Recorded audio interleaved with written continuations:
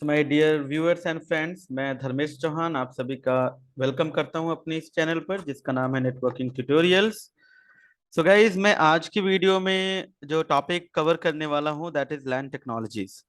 सो आइए शुरू करते हैं विदाउट डिले किए। सो गाइज, अगर हम बात करते हैं लैन टेक्नोलॉजी की, सो जैसा आप सबको पता है कि लैन एक ऐसा नेटवर्क होता है जो हमारे एक लोकल या एक स्मॉल एरिया को कवर करता है, राइट। सो अगर हम इनके टाइप्स की बात करें तो token ring network, token bus network, and FDDI and Ethernet. So these are the four categories, or you can say these are the four types of local area network technologies, right? तो इनमें से वैसे तो मैं एक एक करके सारे टाइप्स के बारे में डिस्कस करते हुए चलूंगा, बट मेरा जो मेन जो फोकस रहेगा गाइज वो रहेगा इथरनेट के ऊपर। बिकॉज ये जो टोकन रिंग या टोकन बस या अगर हम एफडीडीआई की बात करें, सो ये लिगेसी टेक्नोलॉजीज हो चुकी हैं। और राइट नाउ करंट नेटवर्क में आपको इस तरीके की टेक्नोलॉजी नहीं मिलेगी। जो हम टेक्नोलॉजी यूज कर रहे हैं करंटली दैट इज इथरनेट, और इथरनेट में भी जो गाइस एडवांस्ड इथरनेट है वो आपको देखने को मिलेगा। बट यस, इनके बारे में भी जानने की कोशिश करेंगे कि इनमें क्या था। और इथरनेट, मेन फोकस इथरनेट पे रहने वाला है मेरा। आइए देखते हैं एक एक लैन टेक्नोलॉजीज के बारे में। गाइज देखिए, the first thing before going to start about the different LAN technologies, अगर हम जो लैंड टेक्नोलॉजीज हैं उनके बारे में बात करें, उससे पहले एक चीज आपको पता होनी चाहिए आई ट्रिपल ई के बारे में। I triple E stand for institute of electrical and electronics engineers.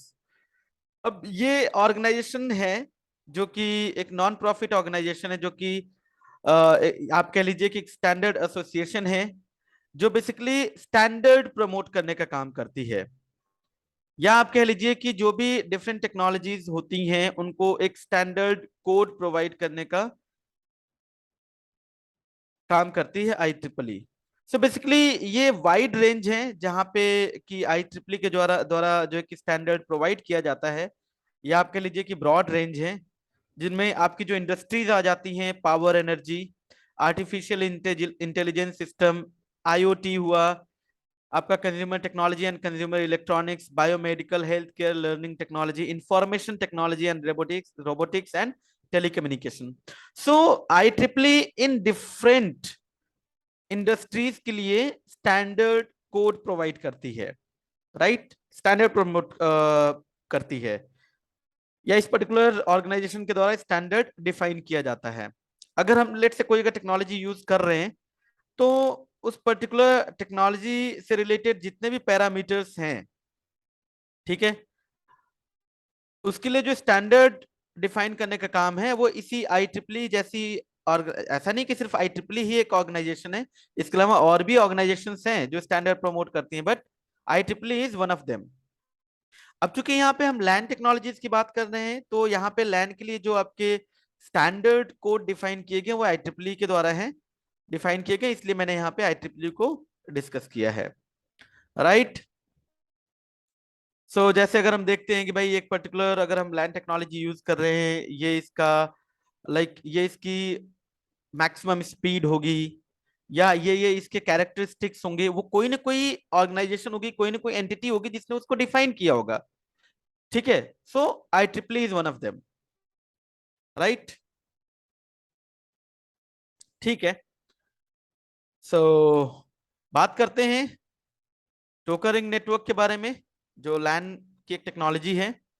Guys, अगर हम बात करते हैं टोकन रिंग नेटवर्क के बारे में, तो टोकन रिंग को सबसे पहले डेवलप किया था आईबीएम ने। इस तरीके के कॉन्सेप्ट को डेवलप किया था आईबीएम ने।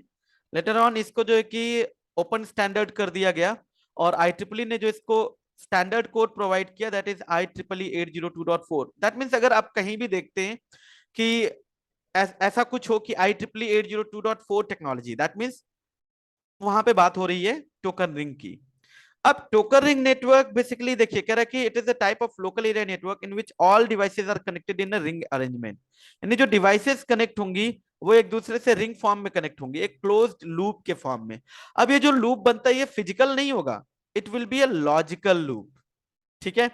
इसमें होता क्या है जानते हैं। जैसा कि अगर आप मेरी स्क्रीन पे देख पा रहे हैं, सो ये एक डिवाइस है, माउ। अगर गाइज आप लोगों को याद हो, मैंने जब टोपोलॉजी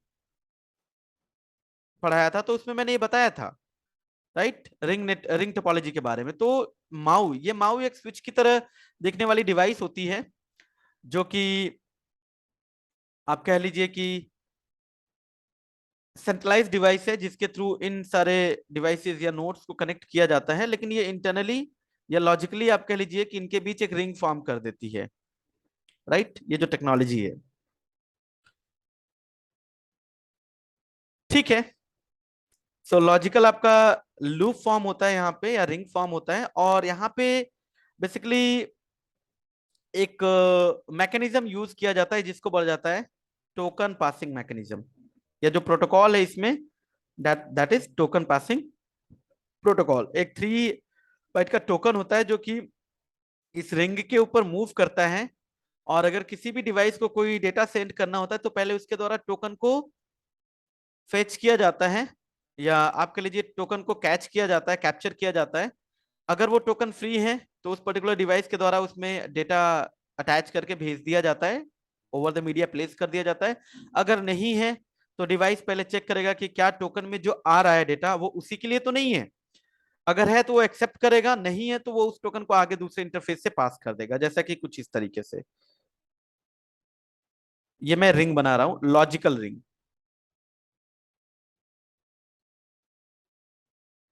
बाकी आप इसके बारे में और ज्यादा टोपोलॉजी वाले लेक्चर में देख सकते हैं, वीडियो में।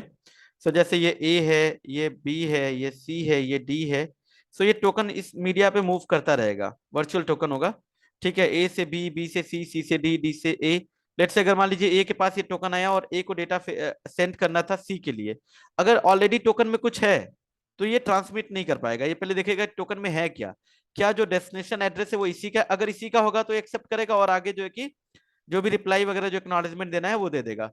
अगर टोकन फ्री है तभी ये डेटा को सेंड कर पाएगा। तो मान लीजिए कि टोकन फ्री है, इसने टोकन को कैच किया और डेटा वगैरह अटैच किया, सोर्स में डिफाइन किया अपना एड्रेस और डेस्टिनेशन में डिफाइन किया किसका, सी का। अब ये मीडिया पे जब प्लेस होगा इस इंटरफेस से आउट कर देगा ये, तो पहले बी के पास जाएगा।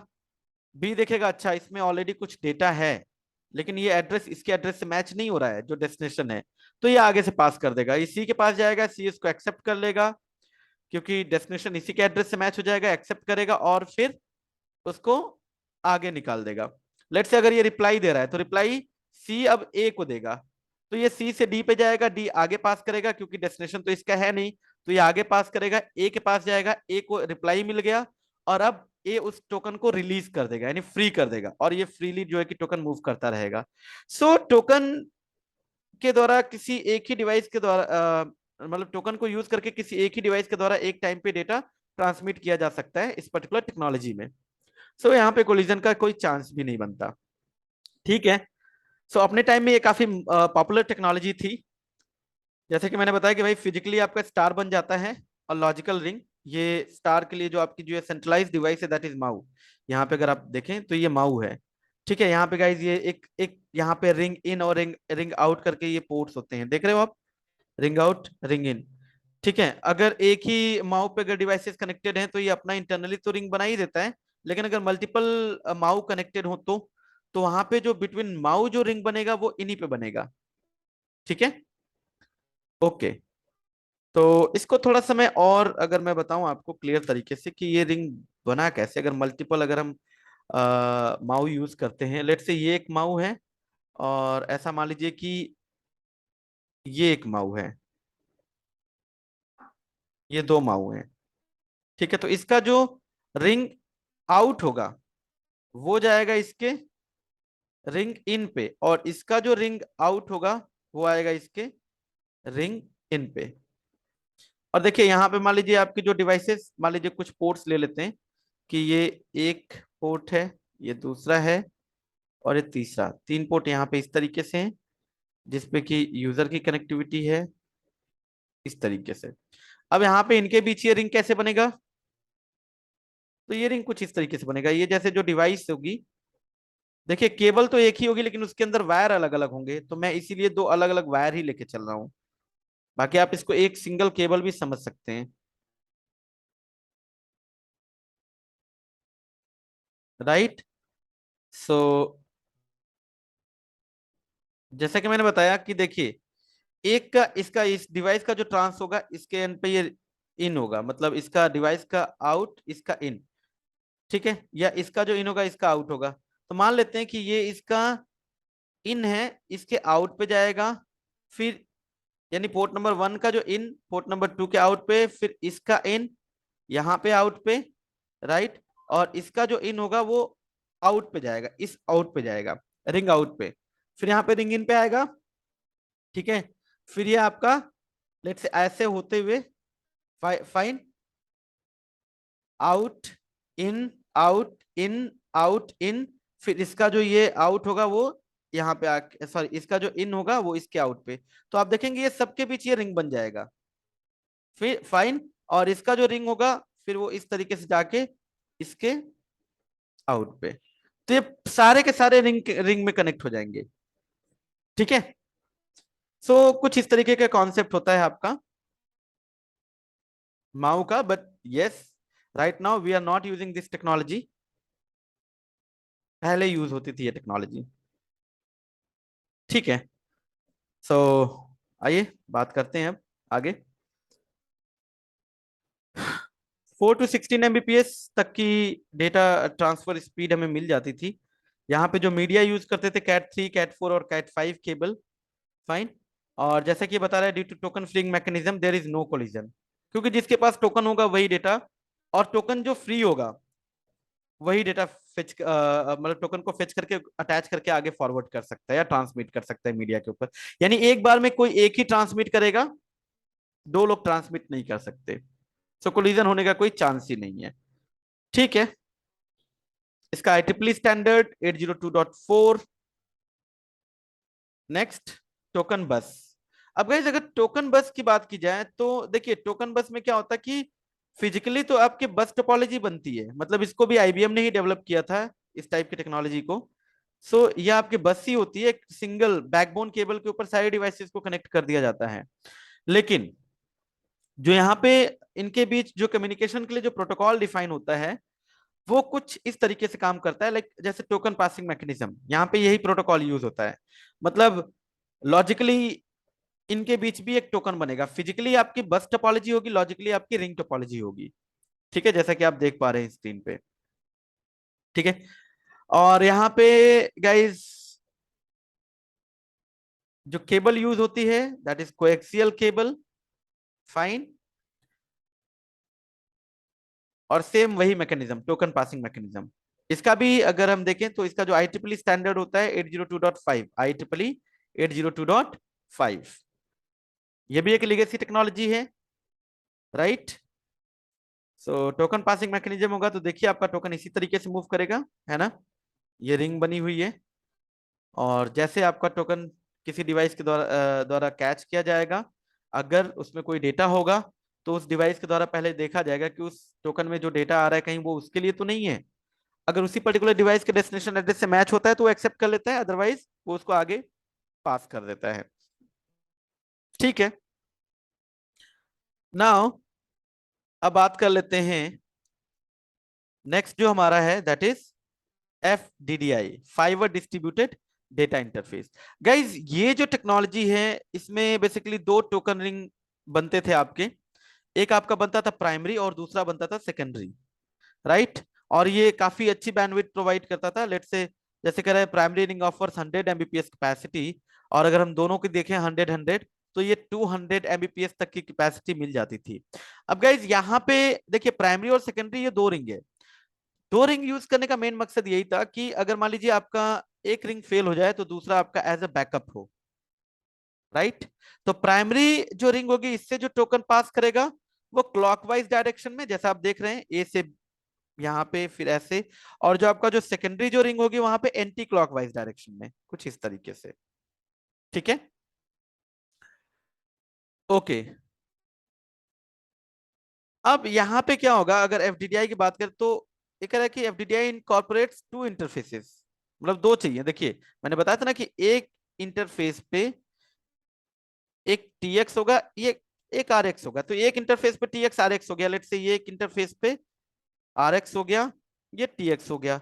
अब एक दूसरा भी इंटरफेस होगा जिसपे कि ये TX होगा और ये RX होगा। तो यानी हर एक डिवाइस के लिए दो इंटरफेसेस की जरूरत होगी, राइट। और जनरली यहाँ पे फाइबर डिस्ट्रीब्यूटेड डेटा इंटरफेस की अगर हम बात करें तो यहाँ पे फाइबर मीडिया को यूज किया जाता है, राइट। और इसका IEEE स्टैंडर्ड 802.6 है। इसका एक कॉपर वर्जन भी था जिसको हम बोलते थे CDDI, copper distributed data interface. अब कॉपर डिस्ट्रीब्यूटेड डेटा इंटरफेस में इसी तरीके से आपकी रिंग बनती थी, फॉर्म होती थी, लेकिन वहां पे बेसिकली कॉपर मीडिया को यूज किया जाता था। बाकी प्रोटोकॉल वही है, टोकन पासिंग मैकेनिज्म से in the same manner it will work और the devices will communicate to each other, जैसे टोकरिंग नेटवर्क में होता है, ठीक है। सो करंटली ये भी टेक्नोलॉजी यूज में नहीं है। सो बात करते हैं उस टेक्नोलॉजी की जो यूज में है, दैट इज इथरनेट। तो फोकस करते हैं इस पे। सो देखिए, इथरनेट जो है इसको सबसे पहले अगर डेवलप किया था किसी ने, so it was developed by DECs. DECs that is DEC Intel and Xerox corporations. Fine, DEC digital equipment corporation, Intel and Xerox, इन्होंने इस पर्टिकुलर टेक्नोलॉजी को डेवलप किया था, बाद में इसको ओपन कर दिया गया। सो हर कोई यूज कर रहा होता है आजकल। IEEE स्टैंडर्ड जो इसको प्रोवाइड किया गया, IEEE 802.3, फाइन। अब अगर हम इस पर्टिकुलर टेक्नोलॉजी की बात करें, देखिए इससे पहले भी जो टेक्नोलॉजी रही है ना वो आपकी लेट से या तो मतलब लेयर 1 और लेयर 2 पे काम करती है, मतलब डेटा लिंक और फिजिकल लेयर पे। से इन द सेम मैनर आपका जो इथरनेट भी है वो लेयर 1 और लेयर 2 पे ही काम करता है OSI मॉडल के। और बात करेंगे OSI मॉडल की नेक्स्ट टू नेक्स्ट वीडियो में। तो आपका ये जो इथरनेट है गाइस, जो सबसे पहले इथरनेट आया था, जब इसको इंट्रोड्यूस किया गया था उसको बोला जाता था ट्रेडिशनल इथरनेट। ट्रेडिशनल इथरनेट जो हमें प्रोवाइड करता था बैंडविड्थ, वो 10 Mbps का था, राइट। उसके बाद फिर इसके एडवांस्ड इथरनेट की कैटेगरी आई जिसमें कि इसको इनहेंस किया गया, एडवांस किया गया। तो एडवांस्ड इथरनेट में आपका फास्ट इथरनेट आ जाता है जो कि आपको 100 Mbps की बैंडविड्थ प्रोवाइड करता है। गीगाबिट इथरनेट है, 10 गिग है, 40 gig Ethernet, even 100 gig, right. So ये आपको काफी अच्छी बैंडविड्थ या आप कह लीजिए कि स्पीड प्रोवाइड करता है। और इसकी जो कॉस्ट भी है, अगर हम कॉस्ट की बात करें, सो वो वैरी करती है, डिपेंड करता है कि आप इथरनेट का कौन सा फ्लेवर यूज कर रहे हैं, मतलब आप फाइबर के साथ जा रहे हैं या कॉपर मीडिया के साथ जा रहे हैं। ऑब्वियस सी बात है, अगर हम फाइबर यूज करेंगे सो उसकी कॉस्ट बढ़ेगी और जो कॉपर है उसकी कॉस्ट कम होगी, राइट। और जिस हिसाब से आपको लाइक बैंडविड्थ चाहिए होगी, लेट्स से अगर आपकी रिक्वायरमेंट नहीं है 40 Gbps चाहिए या 100 Gbps चाहिए, तो 100 Gbps के लिए फिर फाइबर ही एक ऑप्शन है, क्योंकि 100 Gbps पे अभी कॉपर का कोई वर्जन नहीं है, राइट। कॉपर आपको 40 Mbps तक 40 Gbps तक प्रोवाइड कर सकता है, ठीक है। अगर आपको 40 Gbps से जाना ज्यादा चाहिए तो दैट इज फाइबर। कह रहा है कि Ethernet technology has evolved over the years and today it is distinguished into the many types based on their speeds, जो कि भी मैं बात कर रहा था। सो अब इथरनेट डिस्कस करने से पहले एक छोटी सी और चीज है जो मैं यहाँ पे एक्सप्लेन करते हुए चलूंगा, that is what CSMA CD, right. बात करते हैं गाइस CSMA CD की। तो देखिए CSMA CD में क्या होता है आपका, generally if you talk about CSMA series, so it is carrier sense multiple access collision detection. Correct, it is a network protocol for carrier transmission. It is operated in the medium access control layer. Fine, yani data link layer. It sense the shared channel is busy for broadcasting and interrupts the broadcast until the channel is free. समझिए इसका क्या मतलब है। देखिए इस particular आप कह लीजिए प्रोटोकॉल को या इस पर्टिकुलर टेक्नोलॉजी को शेयर्ड मीडियम के लिए यूज किया जाता था। मतलब शेयर्ड मीडियम का मतलब यहाँ पे हुआ जहां पे कि आपका एक ही चैनल के ऊपर, एक ही मीडिया के ऊपर सारी डिवाइसेस को या होस्ट को कनेक्ट किया गया हो, ठीक है। सो लेट्स से एक एग्जांपल के तौर पे समझने की कोशिश करते हैं यहाँ पे गाइस। जैसा कि आप देख सकते हैं यहाँ पे आपकी ये बैकबोन केबल है, और इसी बैकबोन केबल पे सारी डिवाइसेस को कनेक्ट किया गया है। ये आपकी कोएक्सियल केबल है मान लीजिए, बस टोपोलॉजी है, राइट। तो ए बी सी डी सारे के सारे डिवाइसेस इसी पे कनेक्टेड है। अब होगा क्या, सीएसएमए सीडी में होता क्या है, कोलिजन को डिटेक्ट किया जाता है, ना कि अवॉइड किया जाता है। सो सबसे पहले लेट्स से, अगर मैं एग्जांपल की बात करूं, लेट्स से आपका ये डिवाइस है बी और यहाँ पे ये डिवाइस है जे। ऐसा मान लीजिए डिवाइस बी और डिवाइस जे दोनों को डेटा ट्रांसमिट करना है। डिवाइस बी चाहता है डेटा ट्रांसमिट करना लेट्स से किसी दूसरी डिवाइस डी के लिए, और जे चाहता है कि वो ए को डेटा दे। ठीक है, अब इसमें क्या होगा, सबसे पहले डिवाइस के द्वारा मीडिया को डिटेक्ट किया जाता है, सेंस किया जाता है कि कहीं इस मीडिया पे ऑलरेडी कुछ डेटा मूव तो नहीं कर रहा है। अब देखिए यहाँ पे जो भी कम्युनिकेशन होगा वो हमेशा ब्रॉडकास्ट टाइप का होगा। मतलब अगर एक ने सेंड किया तो वो उसका वो जो सिग्नल होगा वो हर एक डिवाइस पे जाएगा, हिट करेगा। बट यस, जिसका भी डेस्टिनेशन एड्रेस होगा वही उसको एक्सेप्ट करेगा, प्रोसेस करेगा, बाकी सब उसको डिस्कार्ड करते जाएंगे। सो देखिए, जैसे बी को डेटा या सिग्नल इस पे ट्रांसमिट करना है इंटरफेस पे, और यहां से जे को भी करना है, तो होगा क्या कि पहले इसके द्वारा मीडिया को सेंस किया जाएगा और यहाँ पे भी मीडिया को सेंस किया जाएगा। अगर मान लीजिए इसके इंटरफेस पे ऑलरेडी अगर कुछ सिग्नल आ रहा होता तो ये समझेगा कि ठीक है, मीडिया अभी बिजी है, अभी मीडिया के ऊपर कोई भी सिग्नल मूव नहीं कर रहा है। सॉरी, अगर आ रहा है मतलब ये देखेगा कि हाँ मीडिया बिजी है, मतलब मीडिया के ऊपर ऑलरेडी सिग्नल मूव कर रहा है, तो मतलब ये अपना सिग्नल इस पे प्लेस नहीं करेगा, क्योंकि इसको पता है अगर इसने इस पे जैसे ही सिग्नल प्लेस किया कोलिजन हो जाएगा। वेट करेगा, यहां से जे भी वेट करेगा कि इसको भी दिखेगा कि मीडिया पे तो कुछ सिग्नल्स ऑलरेडी ट्रांसमिट हो रहे हैं। ठीक है, मान लीजिए अब जिस भी डिवाइस के द्वारा वो सिग्नल ट्रांसमिट किया जा रहा था उसने स्टॉप कर दिया सिग्नल को ट्रांसमिट करना। अब ये मीडिया हो गया फ्री, फ्री है ये मीडिया। अब जैसा कि बी को भी ट्रांसमिट करना है और यहां से जे को भी ट्रांसमिट करना है, दोनों ने at the same time media को डिटेक्ट किया और दोनों को दिखा कि उनके इंटरफेस पे तो कोई सिग्नल है ही नहीं, मतलब मीडिया इज फ्री। अब यहां से इसने भी इस मीडिया के ऊपर डेटा प्लेस कर दिया और यहां से इसने भी मीडिया के ऊपर डेटा प्लेस कर दिया। अब देखो ये सिग्नल जो होगा वो तो जाएगा दोनों ही डायरेक्शन में, ठीक है, इधर भी, राइट। लेकिन हम इस सिग्नल की बात करते हैं जो बी से जा रहा है इधर जे की तरफ और जे से बी की तरफ। तो होगा क्या, ये सिग्नल आया, इधर से ये सिग्नल आया और कोलिजन हो गया, क्योंकि यहां पे जो आपका मीडिया है दैट इज शेयर्ड मीडिया। एक ही चैनल, सिंगल चैनल पे ही डेटा ट्रांसमिट करना और रिसीव करना है। ठीक है, आप ये कह लीजिए कि एक सिंगल लेन रोड है, इस पर से सिर्फ एक ही व्हीकल पास कर सकती है, या तो यहां से ये जाए या उधर से आए। अगर दो लोग अगर इसी पे आते हैं सेम ट्रैक पे तो उनके बीच कोलिजन होगा या वो दोनों कोलाइड होंगे। इन the same way here in this topology और टेक्नोलॉजी, राइट। तो अब होगा क्या, जैसे ही इनका सिग्नल कोलाइड होगा, ठीक है, ये अपने एंड पे इनको डिटेक्ट हुआ कि हाँ सिग्नल कोलाइड हुआ, ठीक है, इनके द्वारा एक जैम सिग्नल जो एक इस पे सेंड कर दिया जाएगा इस मीडिया पे। अब सारी डिवाइसेस को जैम सिग्नल रिसीव होगा, सारी डिवाइसेस को जैम सिग्नल रिसीव होगा, राइट। तो अगर कोई डिवाइस डेटा ट्रांसमिट करना चाहता है तो उसको वेट करना पड़ेगा, वो वेट करेगा कि नहीं सिग्नल पे कोलाइड हुआ है। अच्छा, जब जैम सिग्नल जाता है ना तो डिवाइसेस के एंड पे एक यू कैन से एक रैंडम टाइमर सेट कर लिया जाता है। वो रैंडम उनका वो एल्गोरिथम है जिसके अकॉर्डिंग वो एक टाइमर सेट कर लेती हैं। ठीक है, तो सारी डिवाइसेस ने अपना अपना टाइमर सेट कर लिया, बी ने भी कर लिया और जे ने भी कर लिया। अब ऐसा हो सकता है कि इनका टाइमर सेम हो, चांसेस हैं।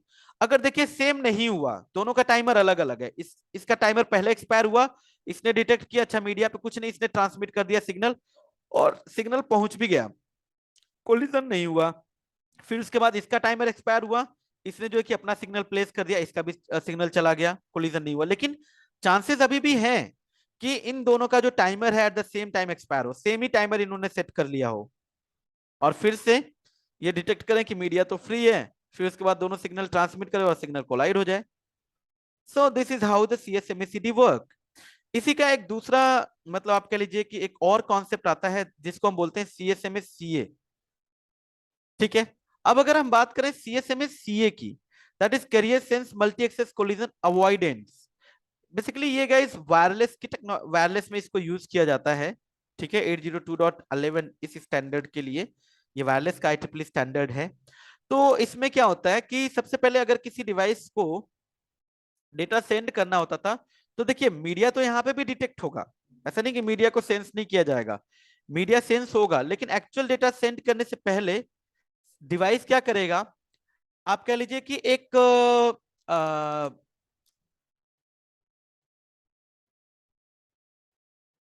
सिग्नल जनरेट करेगा, that is back of signal, ठीक है। वो जो सिग्नल होगा वो हर डिवाइस के पास जाएगा, ठीक है। और जो डिवाइसेस होंगी वो अपने एंड पे एक टाइमर सेट कर लेंगे, उनका एक टाइम होगा, ठीक है, वो सेट कर लेंगे, यानी उतने टाइम तक उन डिवाइसेस के द्वारा सिग्नल ट्रांसमिट नहीं किया जाएगा, ठीक है। अब होगा क्या, ये डिवाइस जब सिग्नल यहाँ पे ट्रांसमिट करेगा तो उस टाइम पे यही सिग्नल ट्रांसमिट करेगा, कोई और नहीं करेगा, क्योंकि बाकी डिवाइसेस को पता है कि हाँ सिग्नल आने वाला है, ठीक है, या इस मीडिया पे कोई और सिग्नल ट्रांसमिट करने वाला है। तो यहाँ पे कोलिजन को अवॉइड किया जाता है, बट अवॉइडेंस का मतलब ये नहीं कि बिल्कुल ही आपका कोलिजन नहीं होगा, but still the chances are there कि कोलिजन हो सकता है, राइट, ठीक है। ये वायरलेस में यूज होने वाली टेक्नोलॉजी है, ठीक है। सो चलिए आगे बढ़ते हैं। और एक चीज मैं आपको बताते चलूं गाइस कि जो CSMACD का कॉन्सेप्ट है वो बेसिकली हाफ डुप्लेक्स, यानी जहां पे आपका शेयर्ड मीडिया है उसके लिए यूज होता है ये प्रोटोकॉल। अगर मान लीजिए चैनल ही अलग अलग है, दो डिफरेंट चैनल हैं, फुल डुप्लेक्स की अगर हम बात करें, ठीक है, मान लीजिए आप इसको ऐसे समझ लीजिए, आपका जो अ, इसको रोड से समझ लीजिए कि ये रोड है, एक साइड से आपका ये दो अलग अलग लेन है, एक से इधर के डायरेक्शन में व्हीकल्स मूव करी और एक से इधर के डायरेक्शन में, ठीक है, यहाँ पे कोलिजन नहीं होगा, बट अगर एक ही है तो फिर कोलिजन होगा, ठीक है। तो फुल डुप्लेक्स के केस में CSMACD की कोई रिक्वायरमेंट नहीं है, जनरली इसका कॉन्सेप्ट हाफ डुप्लेक्स में यूज होता है। सो आइए इथरनेट के इवैल्यूएशन की बात करते हैं। सो इथरनेट, जैसा कि मैंने बताया, सबसे पहले जो इथरनेट टेक्नोलॉजी आई थी उसको बोला जाता है स्टैंडर्ड और ट्रेडिशनल इथरनेट, 10 Mbps की बैंडविड्थ, फास्ट इथरनेट 100 Mbps मिल जाता है यहाँ पे हमें, gigabit Ethernet that is 1 Gbps, 10 gig that is 10 Gbps, but और भी लेटेस्ट टेक्नोलॉजीज आ गई जिसमें आपका एक तो 40 Gbps इथरनेट भी है, और 100 GB जिसके लिए कि हम फाइबर को ही सिर्फ यूज करते हैं। देखिए अगर स्टैंडर्ड इथरनेट की बात करें तो यहाँ पे आपका कॉपर वायर भी यूज होता था, अब कॉपर में दोनों कोएक्सियल और ट्विस्टेड पेयर भी प्लस फाइबर भी है इसमें, ठीक है। फास्ट इथरनेट में देखिए कोएक्सियल केबल का यूज नहीं होता यहाँ पे, ट्विस्टेड पेयर केबल या तो UTP हो सकता है या STP या फाइबर वर्जन इसका हो सकता है। गीगाबिट में भी कॉपर में ट्विस्टेड पेयर केबल यूज होती है और fibre, twisted pair and fibre, fine. यहाँ पे भी आपका कॉपर का ट्विस्टेड पेयर या फाइबर केबल यूज होता है, लेकिन अगर हम 100 Gbps की बात करें, सो 100 Gbps में आपको कॉपर मतलब मीडिया यूज नहीं कर सकते, क्योंकि वो आपको 100 Gbps तक की बैंडविड्थ नहीं प्रोवाइड करता। सो यहाँ पे एक ही ऑप्शन है that is fibre, right, okay. So आइए देखते हैं इनके बारे में। सो गाइस देखिए यहाँ पे, तो जैसा कि आप लोग स्क्रीन पे देख रहे हैं ये कुछ यहाँ पे टेक्नोलॉजीज हैं, ये स्टैंडर्ड जो आपकी जो ट्रेडिशनल इथरनेट है, ये वो टेक्नोलॉजीज हैं जो मैंने यहाँ पे ली हैं। सो आप इसको ऐसे समझिए,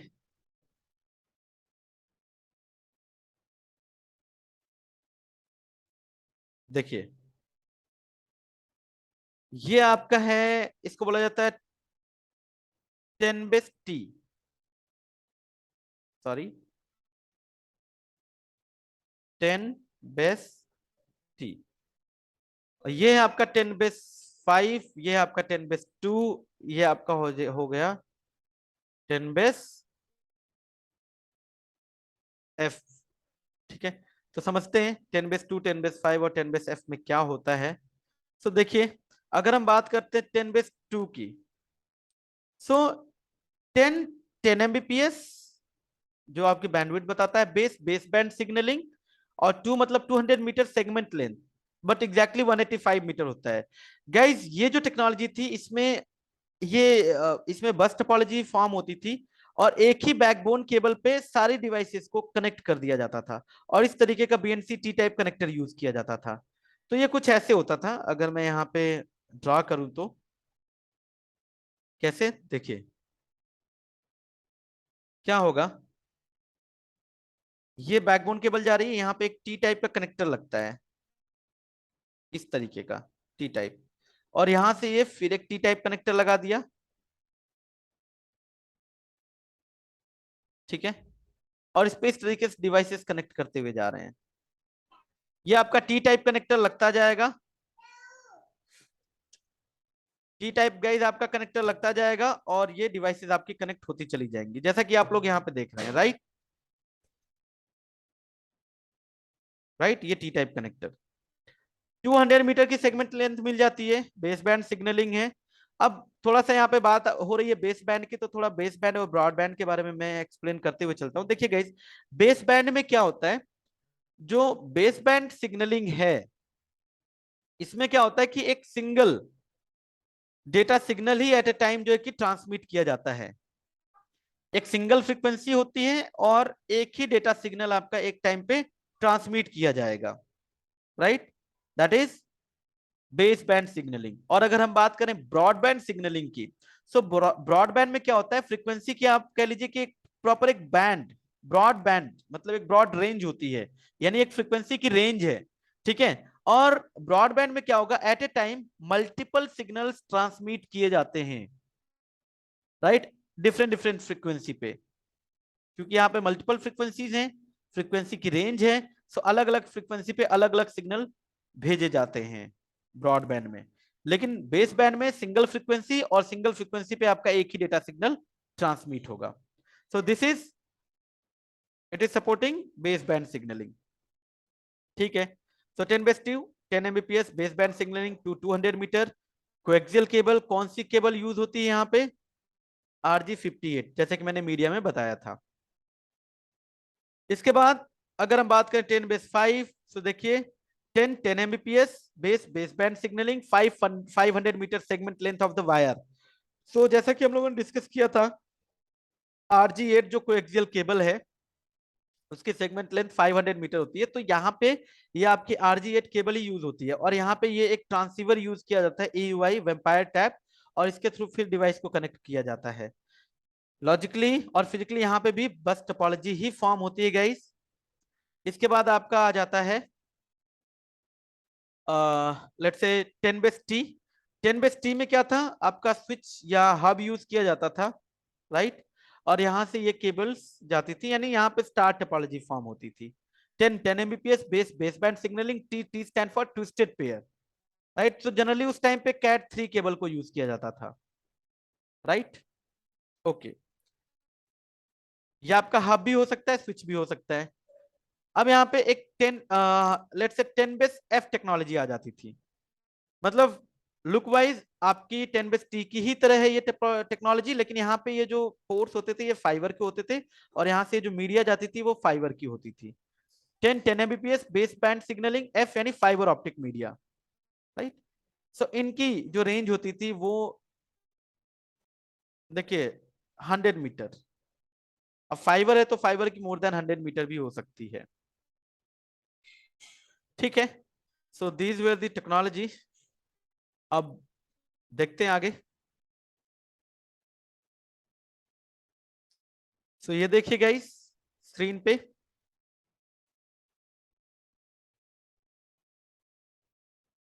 ये डिफरेंट इतने टाइप्स, जैसा 10/5, 10/2, 10/T, यहाँ पे आपका 10/f भी है। बैंडविड्थ इतनी है, केबल कौन सी यूज होती है, ठीक है। 10/5 में थिकनेट यानी RG8, थिननेट RG58, राइट, और 500 metre length, 185 metre, duplex, half duplex, 10/T, उस टाइम पे हाफ डुप्लेक्स की टेक्नोलॉजी थी ये। इसके बाद 100/TX, 100 Mbps कैट 5 केबल को यूज किया जाता था, हाफ डुप्लेक्स। फाइन, इसमें मतलब इसमें आपका दोनों आता है, हाफ डुप्लेक्स और फुल डुप्लेक्स दोनों सपोर्ट करता है ये। सेगमेंट लेंथ 100 मीटर केबल की, ठीक है, copper twisted pair cable use कर रहे हैं। फिर देखिए FX यानी fibre optic, right, 100 Mbps multimode fibre, half duplex. इसका मतलब देखिए होता है ना फाइबर में कि हम इस तरीके से एक ही पोर्ट पे दो स्टैंड यूज करते हैं, एक TX के लिए और एक RX के लिए। बट उस टाइम पे जो टेक्नोलॉजी थी FX, वो हाफ डुप्लेक्स पे काम करती थी। Fine, 400 metre segment length, fine. और इसी में इसका फुल डुप्लेक्स मोड भी है, मतलब ये दोनों मोड सपोर्ट करता है, हाफ डुप्लेक्स और फुल डुप्लेक्स। तो देखिए अगर थ्रूपुट की बात करें तो देखिए हाफ डुप्लेक्स में 100 Mbps मिल रहा है, और थ्रूपुट अगर फुल डुप्लेक्स में देखा जाए तो ट्रांस भी 100 और रिसीव भी 100, तो थ्रूपुट कितना हो जाएगा, 200 Mbps, राइट। अब इसी तरीके से आपके बाकी जो टेक्नोलॉजीज हैं उनकी बात कर लेते हैं। लेट्स से जैसे देखिए जहां पे भी एक चीज मैं आपको और बताते हुए चलूं, TX, T या CX, इस तरीके से कुछ है, मतलब आप समझ लीजिए कि वहां पे कॉपर मीडिया ही यूज हो रही है। देखिए TX है ना, copper, cat 5E, cat 6, fine, 100 metre की सेगमेंट लेंथ, 1000/T यानी 1 Gbps की बैंडविड्थ। SX, जहां पे भी SX LX इस तरीके से यानी L या SI, मतलब आप समझिए कि वहां पे वो फाइबर यूज हो रही है। S मतलब हो जाएगा शॉर्ट रेंज, और L हो जाता है आपका लॉन्ग रेंज, ठीक है, शॉर्ट वेवलेंथ और लॉन्ग वेवलेंथ। तो देखिए शॉर्ट रेंज के लिए आपका बताया था मैंने मल्टीमोड फाइबर, जहां पे कि हम सोर्स के तौर पे LED को यूज करते हैं, और LX सिंगल मोड, यहाँ पे हम लॉन्ग रेंज के लिए हम क्या यूज कर लेते हैं, लेजर। अब ऐसा नहीं है कि लाइक सिंगल मोड फाइबर को हम लैन में यूज नहीं करते, करते हैं, बट स्पेशली उसको हम लॉन्ग डिस्टेंस के लिए यूज कर लेते हैं। बट ये शॉर्ट के लिए भी आप यूज कर सकते हो जनरली। बट अगर मल्टी मोड की बात की जाए तो इसको शॉर्ट में ही, शॉर्ट रेंज के लिए ही यूज किया जाता है। अब ऑब्वियस सी बात है, अगर केवल 2 किलोमीटर की रेंज को कवर करता है तो 200 तो मीटर तो सपोर्ट करेगा ही ना, ठीक है। लेकिन जिस केबल की कैपेसिटी 200 मीटर है उसको आप 2 किलोमीटर तक कैसे एक्सटेंड कर सकते हो। So these are the points. 10G/CX4, ये भी कॉपर की ही कोएक्सियल के, आपका यही ट्विन एक्सियल एक्चुअली कॉपर ही है ये, ठीक है। और ये 100 मीटर की लेंथ, 10 Gbps की बैंडविड्थ। अब देखिए 10G/T, 10 Gbps, cat 6 cat 7 cable use किया जाता है 100 मीटर, ठीक है। LX फाइबर आ गया है ना। बट देखिए LX, अब यहाँ पे ये नहीं कि L, देखिए यहाँ पे ये 300 मीटर हो गया इसकी रेंज, बस, ठीक है। थोड़ी सी लॉन्ग रेंज है एज कंपेयर टू 100 मीटर, तो ये 300 मीटर सपोर्ट करता है। LSF इस तरीके से कुछ है, दैट मीन्स फाइबर है आपका। बाकी आपको पता होना चाहिए, ऐसा इसमें बहुत ज्यादा यू कैन से डीप में जाने की जरूरत नहीं है कि आप, बट आपको आइडिया होना चाहिए, आई मीन टू से, ठीक है। सो ये टेक्नोलॉजी है। बाकी इसके बाद आपकी आ जाती है गाइस 40 Gbps की टेक्नोलॉजी। अच्छा इसमें ये चीज नहीं दिख रही है, तो मैं एक काम करता हूँ, मैं यहाँ से,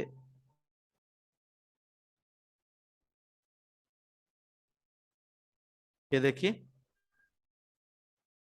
ठीक है, तो ये सारा कुछ हो चुका है। इसके बाद आपका यहाँ पे LX4 है ना, मल्टी मोड, सिंगल मोड, और ये है।